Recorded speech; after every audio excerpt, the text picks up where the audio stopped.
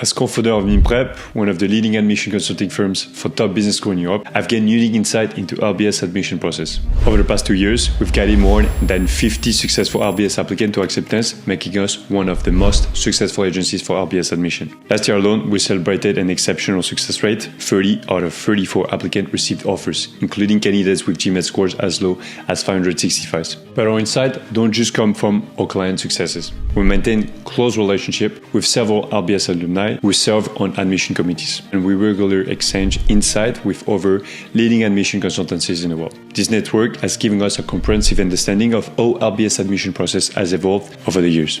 I've also personally interviewed numerous LBS admission committee members at various education fairs or when I was in LBS myself. This conversation revealed fascinating insight about how different rounds are viewed internally. So in this video, first, I explain why round 1 is actually a trap unless you absolutely need a scholarship. Then, I reveal the hidden opportunities in round 4, especially for certain candidates' profile. Next, I'll share why round 2 and round 3 are actually your sweet spot for maximizing admission chances. And finally, I'll break down the ideal preparation timeline to craft a winning application. First, the round 1 trap. When it comes to timing your LBS application, I'll share something a bit controversial. Avoid round 1 unless you absolutely need a scholarship. This might sound counterintuitive, as it's exactly when admission consultants tell you to apply, but let me explain why. Based on our extensive data, round 1 attracts what we call the perfect profile candidates. These are typically reapplicants who were rejected last year and have spent 12 months strengthening their profile. They've retaken the GMAT multiple times, often scoring super good score. They've secured additional internship or promotion. They had months to perfect their essays. At MIMPrep, we've tracked this reapplicant or gap year student, and they make up about 15 to 20% of round 1 applicants. And the acceptance rate is significantly higher than first-time applicant, of course. Then you have the visa-dependent candidates. So most students from India, China, and other countries regarding complex visa process apply in round 1 to ensure they have enough time for visa processing. These candidates often come from top engineering schools with exceptional academic records. We're talking about IIT graduate, Tsinghua alumni, the academic elite of the countries. There's something most people don't realize about round 1. Schools strategically place most of the scholarship in this round, but not because it's less competitive.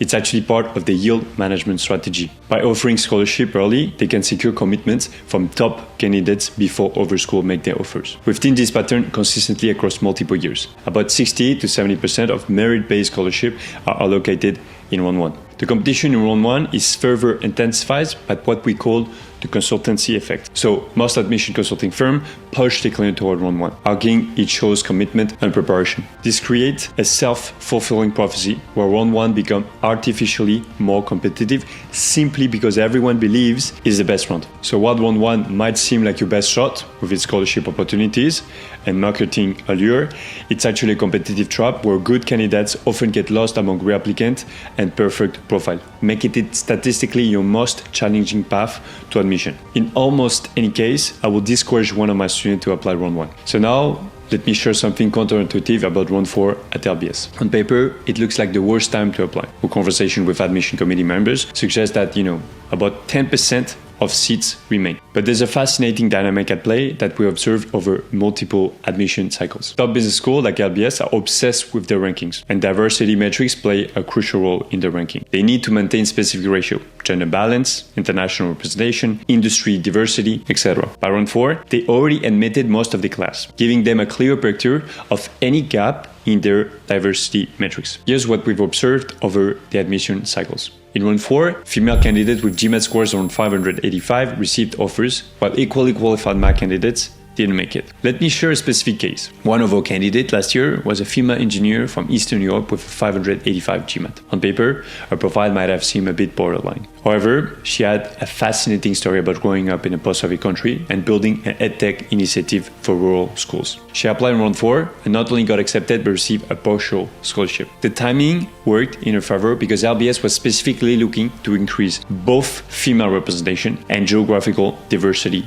in the class. This pattern isn't unique unique to LBS. We've observed similar trends across top French business schools. They're all combining to improve their gender diversity metrics. And by round 4, they know exactly what profiles they need to achieve their target ratios. The same applies to geographical and industry diversity. We had a case where a candidate from Cameroon received an offer in round 4 despite a relatively modest profile. She was applying at Warwick and Imperial only at first, but we convinced to send a late round application to LBS, and the strategy paid off. Similarly, candidates from non-traditional background, think art curators or social entrepreneurs, often find more success in later rounds as schools look to diversify their class composition. Schools have sophisticated yield management system. By round 4, they know exactly how many students from each demographic they need. We've seen admission committees become remarkably flexible on traditional metrics like GMAT score when they need to fill specific diversity gaps. This is particularly relevant for female candidates in finance-focused programs like LBS MFA, MIT Finance, HEC Finance, etc., which historically attracts more male applicants and that often struggle to achieve the gender balance that is so precious for the ranking. We've tracked the admission patterns over years, and acceptance rate for qualified female candidates with lower test score and GPA can actually be higher in round 4 than in earlier round. However, and this is crucial, this strategy only works if you truly bring diversity to the class. If you're from an overrepresented background, say, a medical student from Western Europe, round 4 remains extremely challenging regardless of your profile strength. So by elimination, rounds 2 and 3 are your sweet spot for LBS application. These middle rounds consistently show the highest accepted rate for what I call balanced profile. Candidates with good but not exceptional metrics. And here's what makes this round special. By round 2, LBS has already secured a star candidate, the 700 plus GMAT scores from top universities. And this actually works in your favor. The admission committee shift their focus from pure metrics to finding candidates who can contribute unique perspective to the class. They're looking more closely at your story, your potential, your ability to add value to the classroom, discussion, etc. Last year, we have achieved a 100% success rate in round 2, with every single one of our candidates receiving an offer, and again, some of them were competitive, of course, but not the best at all. Like people from OK Target University, think Bath, etc., Queen Mary in the UK, with 60% GPA and OK GMAT. Why? Because if you have a truly compelling story in round 2, LBS is more willing to look beyond the numbers at the complete candidate profile. Round 3 has its own unique advantage. By this point, LBS has a clear picture of the class composition. They know exactly what profile they're missing. And through a close relationship with admission committees members, we've learned they often have specific profile gap they're looking to fill, whether it's industry experience, geographical representation, or academic background. We've also noticed that competition in this round is more predictable. In round 1, you're competing against an unknown number of re-applicants and scholarship enters, but in round 2 and 3, the applicant pool is more straightforward. Mostly first-time applicant who've taken time to prepare thoughtful application. And here's something even more interesting we've observed. Round 2 and 3 tend to attract more authentic application. These candidates aren't rushing to meet early deadlines or scrambling to submit last-minute round 4 application. They had time to reflect on their goals, craft compelling essays, and prepare strong recommendation. This quality over speed approach often results in more successful application. So what's the ideal preparation timeline? So let me break down the optimal preparation timeline we've generally used with our students. We found that 4 to 6 months is the sweet spot for application preparation. Long enough to craft something exceptional, but short enough to maintain momentum and focus. So here's where we structure this crucial month of preparation based on patterns we've seen work consistently. We start with a comprehensive plan that breaks down into strategic phases. The first 2-3 months is going to be the foundation phase.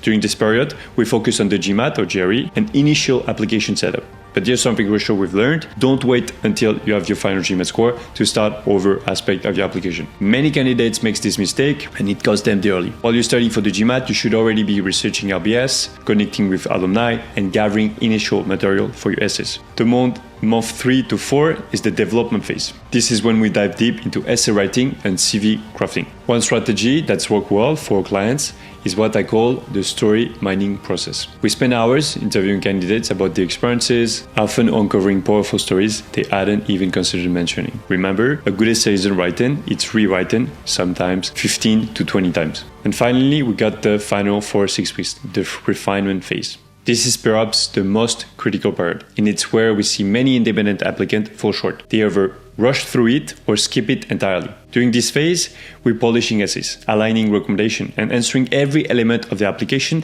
tells a very coherent story. Speaking of recommendation, this is where, many candidates seriously underestimate the time needed. We insist on giving recommenders at least 3 to 4 weeks, and you should start managing your recommenders' expectation even before you officially ask them for the letters. If you want to check the recommendation question LBS asks you, you can go to my Instagram. I made a reel about recommendation letters where you can comment a specific keyword, and then there's an automation loop that will send you the complete set of questions straight to your DM on Instagram. That way, you can prepare before submitting your application. Even though schools typically try to prevent students from accessing this question, as they want to avoid candidates helping their recommenders write their letters. So basically, the school sends this question through a separate portal with a unique password to prevent students from influencing the recommendation process. But being prepared and knowing what your recommenders will need to address the help, ensure they have enough time to write thoughtful, comprehensive letters that truly highlight your strength. By the way, and this is one of the last parentheses, I've also created a detailed YouTube video focusing solely on recommendation letters if you want more insight. You'll find the link in the video description below. Anyway, let me get back into this video. So, we've seen the difference this timeline makes. Candidates who follow this structured approach consistently produce stronger applications than those who try to compress everything into 2-3 months. One of our most successful candidates last year actually credited this paced approach for helping him maintaining his full-time job at BCG in the Middle East while putting together an application that earned him both admission and a scholarship. Remember, a rushed application almost always shows its crack to the admission committee. They reviewed thousands of applications and they can tell when something has been thoroughly developed versus hastily assembled. The 4-6 month timeline isn't just about having enough time.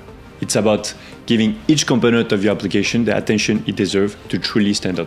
Ultimately, you want to make sure you can't have a possibly better application when you press submit. So I hope you enjoyed the video and that you're not too stressed for your application. If you want to work with us, don't forget that we only take 30 students per round, as we don't have unlimited number of student managers, and that we placed 6 mentors on average per student. You will find the link of our website down below in the description if you're interested. Hope this one helps, and I hopefully see you very soon in London.